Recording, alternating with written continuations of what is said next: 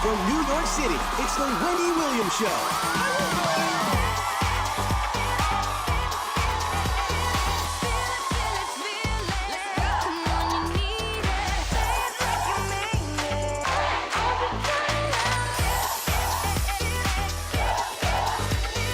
Now, here's Wendy.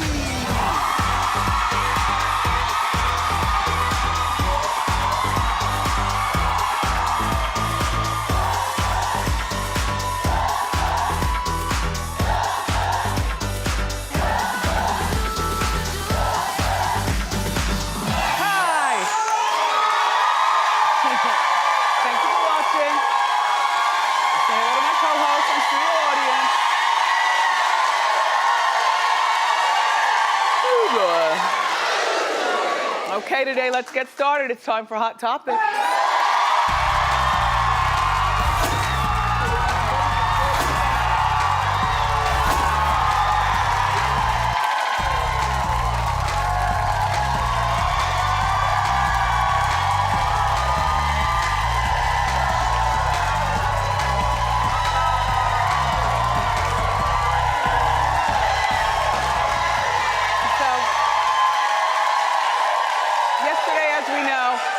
Loughlin went to court. Well, she went to court. She and her husband allegedly agreed to pay $500,000 to have their daughters. We're restating what we already know.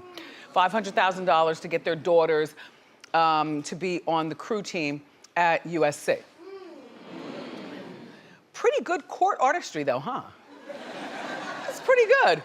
Anyway, she was later released on $1 million bond, and but you would think that's enough. No, they used their house as collateral. Now, isn't using your house as a collateral what regular people do? Like, I wonder why the courts wanted the house as it's a beautiful house. It's a lot of collateral, a lot of land. If you're a neighbor, do you move? I don't know. Or if you're a neighbor, is your kid in college the same way that their kid is in college? So the house allegedly is worth, they say, like $20 million. At one point years ago, it was alleged that Lori and her husband had put the house up on the market for $35 million. House on top of house. A lot of areas for the whole family to fight about their criminality. So now Lori's allowed to travel to work within the US and Canada. And we know Fuller House is done in Canada, and so are a bunch of her other movies. You know, she's like the queen of the Hallmark Channel. And Hallmark, not for nothing. You know, you have such wholesome programming. Is this the woman that you want to represent you? I mean, she's a thief. She's a liar. And dragged her daughters into it. Her TV show is called, one show, it doesn't come out until August, but it's called When Calls of the Heart. And it's back in the olden days. They shoot it in Canada. Like I said, it doesn't come out until August, and Lori's the star of this show. So do you think that this show should come out on the Hallmark Channel? It's horrible that the other two women have to suffer, but that's the way the cookie crumbles. You know, she's got a bunch of movies on the Hallmark Channel, plus a bunch of TV shows on Hallmark. And I was rethinking Fuller House last night. All right, Fuller House 2 shouldn't be canceled, and I'll tell you why. Because Candace Cameron Bure, she's so lovely, she's not stealing. You know, John Stamos just had a baby, they're expensive. You know, he needs his money. And the rest of them are funny. It's a funny show. So what they should do is just kill off Lori Loughlin and have the rest of them continue on. By the way, that show, Hallmark actually canceled the whole series. I guess you all weren't watching it that much, so the whole series is about to be off, but the point being is that the next few that you see, Lori will be on there posing as a decent woman. Just saying. In the meantime, her older daughter, Bella, this developed overnight. She returned home last night. She was mobbed by the paparazzi and everyone looking at her. Well, she's got plenty of room to hide in the house and think about what she's done. Oh my gosh, I feel so sorry for her. So that's that's the older criminal. Now, the younger one was on spring break in the Bahamas on the yacht of the chairperson of the USC Board of Trustees. Yeah. She's friends with, I know. She's friends with his daughter, and apparently he wasn't on the yacht, but all the kids were. To be spoiled. And liars. Anyway, and then a lot of people are calling for Sephora, the cosmetics people, to cut Olivia's ties. Well, she's got a palette. And who doesn't love a good palette? Well, apparently hers is bringing in a lot of money for her and a lot of money for Sephora. And everybody on social media is saying, no, don't do it, cut ties. I say cut ties too. Yeah. You know, there are plenty of cute girls who do things the right way who could have another palette. A palette is a palette. I mean, you know, we show you palettes here all the time on the show. Yesterday we had the palette girl on, the young girl from Ryan Destiny. Ryan, so cute. Give her a palette, Sephora. Yeah. Anyway, I think that all of these kids knew what they were doing was wrong. I said that yesterday. All the kids knew. All the parents need to go to jail. The kids, yeah, their lives are ruined, but they were in on it too. The second your parents tell you you don't have to take the SATs, even if maybe you didn't know anything else, the second they say you don't have to take the SATs, you're like, Mom, Dad, what are you up to? So USC, everybody, will do a case-by-case basis, they say, on students connected with the scheme. We'll be watching, because we have to. By the way, Lori Loughlin is due back in court on March 29th. Yeah. Did you end up watching Empire last night? Wait. Oh. Clap if you watched Empire last night. Near no one. I don't know, I watched.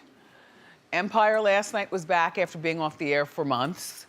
And last night, Jussie Smollett was on. And the interesting thing is that his part, remember, was his part from last night was already taped. This is before the criminology got involved. Because he's guilty too. He's guilty. But it was interesting because when he was on stage singing, did you notice during his concert, there was a part of the concert where he it was almost like life imitating art. Take a look. Hey. Hey. Yeah. I'm so happy to be here. Thank you so much. I don't know if y'all been reading the blogs and all that foolishness, but it's kind of been a tough week, so I had to come home to my own high school. Right? You know, I wonder if they edited that in or whether it was already there. Anyway, social media was very, very mixed about him being back. And some people hated watching him and other people loved watching him. And there's really only three things that they can do because people are having a hard time separating the character from him. They can either recast Jussie, which doesn't make sense. They can kill Jussie off, which would make sense. Or they could cancel the entire show. You clapped at that? Well, I don't know what they're going to do. I'm forced to follow this because you're interested.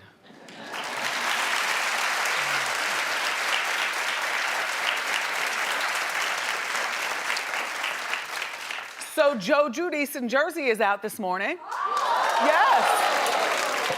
And a beautiful day in the tri-state area it is. Perfect weather, the sun is shining, but he's not going home. Yeah. He's being transferred this morning to an immigration detention center where he'll wait to find out whether he'll be deported. Well, his side is currently appealing his case. So he's got to stay in that detention center until the appeal. Now, how long that will be, I don't know. Will it be 3 weeks, 3 years? I don't know. they should just have taken him out of prison and just sent him back to Italy so that Teresa and the girls could get on with their life. Come on, this marriage is done.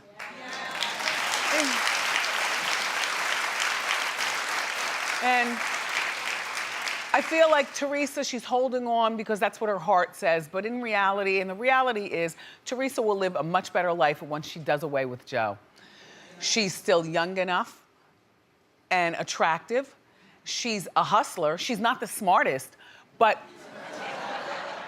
she still has a name, so she can attach herself to books and cooking recipes and, you know, maybe one of those shows on the HGTV channel. And, you know, then her own show, maybe on Bravo. Teresa goes it alone with the girls. And the girls will be happier without their father, too. I mean, I know plenty of girls who didn't grow up with their fathers in the house. They did just fine. Daddy's over in Italy because Daddy and Mommy did some crime. Mommy got off easier, and Daddy had to wear the brunt of it, and so he's in Italy. Joe is still young enough. He'll make another family.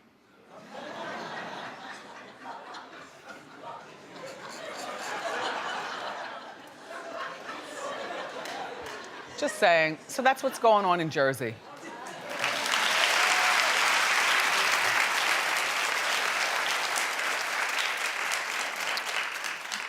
Do you know this rapper, Rich the Kid? Clap if you know who that is. Okay. I only know him for being involved in a lot of stick-ups. He's gotten robbed a lot, you know? And also he flashes a lot of cash. And he's friends with Usher. Like one time, he and Usher were in the studio, and the bad guys came in and robbed Rich, but left Usher alone. I'm just here to report. So anyway, that's him. And so Rich, the Kid, apparently is messing with the wrong woman.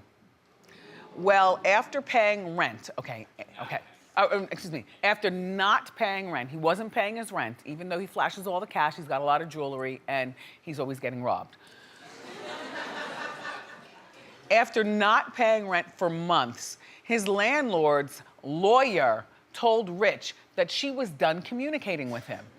His landlord's lawyer, like, I'm done communicating with you. You're not going to pay the rent. I don't know what's going to happen with you and the landlord. So Rich allegedly retaliated on Twitter by posting the lawyer's telephone number and said, Valentine's, call me. I don't know what that means, Valentine's, call me. All I know is that, can you imagine if somebody posted your telephone number on Twitter or Facebook or something? Wouldn't that ruin your business? I mean, there are a lot of people who've had their same cell numbers for the past 15 years, 20 years. What do? Do you sue? Is it worth suing? Why isn't there a law? There needs to be a law that says it should be illegal to post people's personal information, a certain amount of personal information. You know, like you shouldn't be able to post people's addresses on social media, and you shouldn't be able to post people's social security numbers, passport numbers, and telephone numbers. Yeah.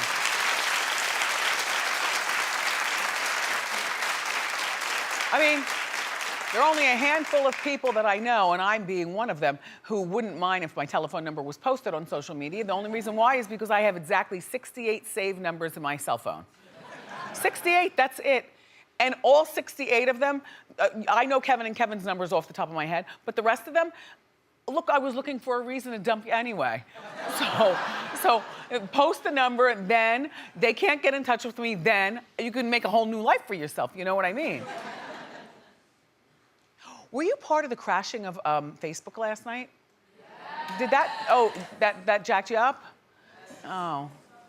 See, I didn't care about that either.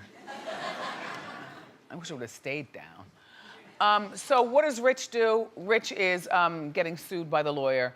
The lawyer, I don't know that the lawsuit is gonna stick. Rich the Kid, pay your rent, and I don't know what the rent is. It's probably based on the idea that he's Rich the Kid posing with all this stuff. It's probably one of those places where he's paying like $18,000 a month for rent. So he's behind 2 months' rent or something like that, or, you know, $15,000, so he's behind 2 months' rent. He owes the woman $30,000. Look at that stack. Throw her a stack of money. And make some music so that we actually know who you are.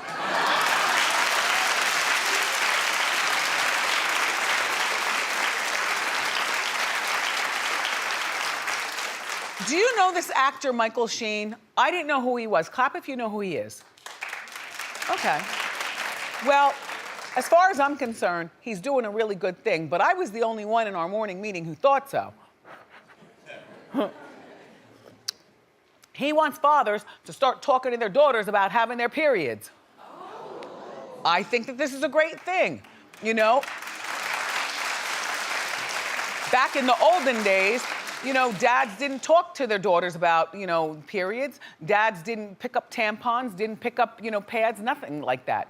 If you're married or you have a boyfriend, I don't know how your man is in the house, but, you know, does he pick up your pads and tampons and stuff? See, I don't have a problem. Yes, he does, of course. Of course, what do you want me to do? Bleed on the couch?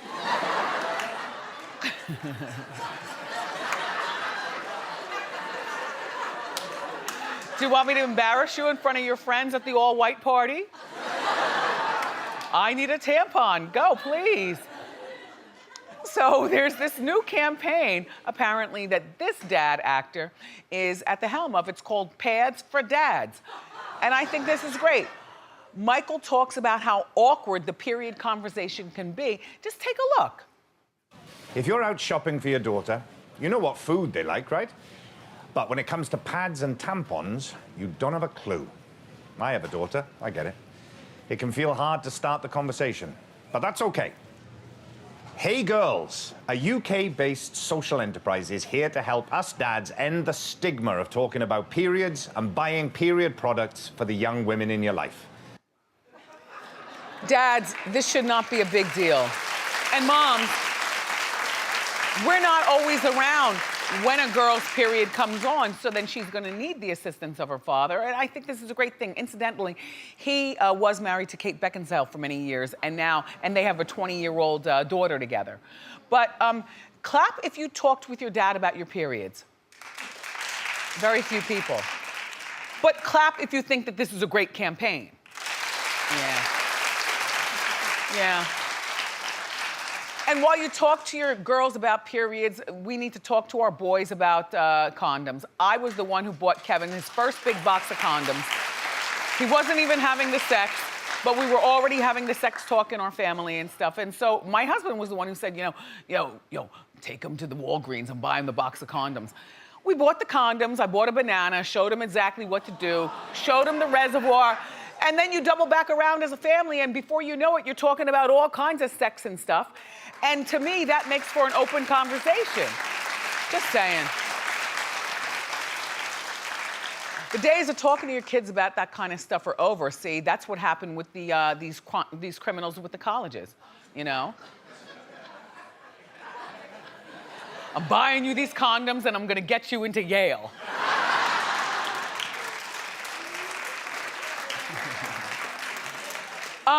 Talk about having good friends. So you know this guy who, the Waffle House caper, you heard about that? He's still on, okay, all right. Well, in New Orleans, everybody, there's this guy, he's 26 years old, his name is Tyrone. His last name is Hamburg.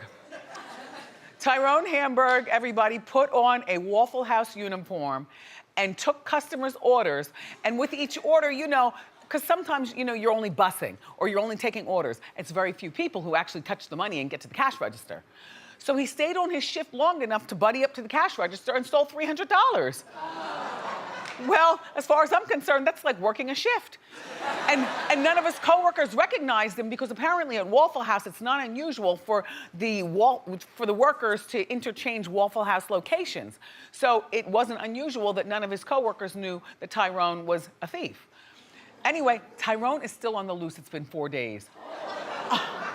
4 days. Well, Tyrone, I just feel as though it's our duty to put your picture out there. And your name as well. Tyrone Hamburg. And why only $300? Why didn't you just go for it? Hey, you know what today is? Today is National Potato Chip Day. There's this video going viral made by these stupid boys. I mean, stupid in a cute way. You know, just when we girls think that when boys get together, they talk about us. No, they do stupid stuff too. Like we talk about makeup, and look what they talk about. There's this comedian, his name is Kevin Fredericks, and he posted a video of he and all of his friends ranking potato chips that come in that variety pack. Look at this. The order of these chips. Kicking it off with the regular Doritos. Uh-huh. Then I'm gonna take these corn chips. Absolutely. Then I'm gonna do the Cheetos. Yep. Then I'm gonna do the regular chips. Then I'm gonna do the barbecue. Do yours, Jay. I'm going Doritos, right? Fritos, Yep. right? Okay. Then I'm going barbecue. No. Then I'm going here. Cheetos. Then the classics. No. The classics are last. Doritos, Cheetos, barbecue, Fritos, Lay's. Y'all ain't hood enough. You gotta start. Y'all ain't hood. You start right here with Doritos. Yes, okay. Then you go to Cheeto. Any cheese product already in the hood starts it off.